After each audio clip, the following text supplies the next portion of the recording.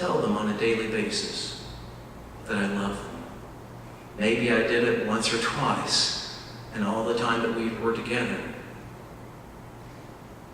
What is it in which we don't want to tell each other how we genuinely feel? The things that make our hearts go pitter-patter when we are with them. Why should they not know that they have that effect on our hearts and our minds?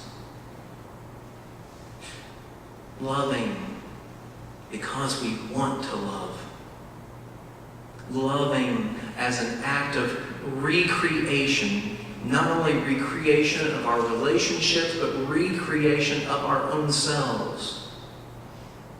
Loving as spiritual magnanimity of wanting to go beyond the call of duty to care for somebody else and to let them know that they are cared for.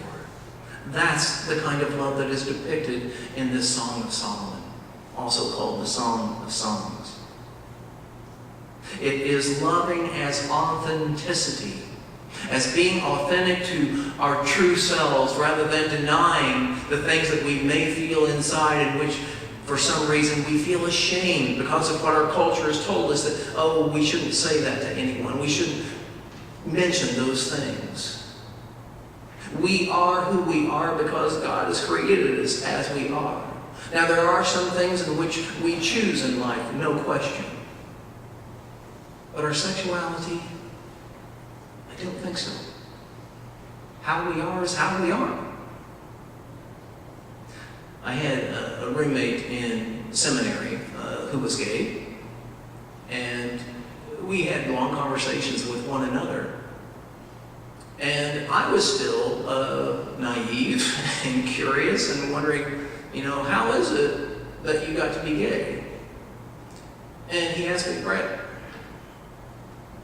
when was it that you knew that you were heterosexual? And it kind of threw me for a loop because, well, I just always assumed. Same with me. When I was dreaming of girls in that puberty time, he was dreaming of boys. And it's all the way God made us. It makes no difference how we are in our sexuality as long as we don't disrespect another person. As long as we use it to uplift the other person rather than to control the other person. As long as we show that they are the apple of our eye. That is a beautiful thing. Any time in which it is not that, not so much. But if we look at this, and Song of Solomon is only like 8 chapters long, so it's short. You could read it in an afternoon real easy. But if you read through that, you will see this equality between the two lovers. One is not considered above the other.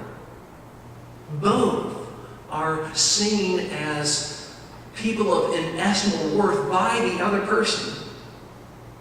The love that is shown here, that is expressed here, that is something we need to hear more in our society.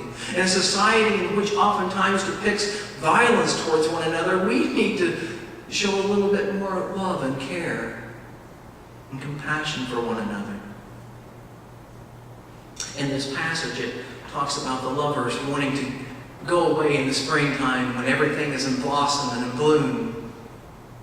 And it's a metaphor for their own relationship of resurrected life, that as they come together, as they've been away for a while, and it feels like it's been a winter in their life because it just everything seemed a little more dead without the other person there. When they get back together, that there's new life, just like in spring. That is a beautiful thing, is it not? To so anticipate being with the other that you love, that it just makes you happy like spring. Love throughout the Bible is what we are told that we are made for in all its variety. And I'm thankful for the Song of Solomon, though it be unique in all the scripture of dealing with this particular topic. It is one in which we all need to deal with more openly because without openness, we don't have as healthy attitudes about it. So may we, in loving and in healthy ways, talk about these things with our children, with our grandchildren, with our friends, and other loved ones. Love is what we are made for. May our songs of love be the songs of our lives. God bless us. Amen.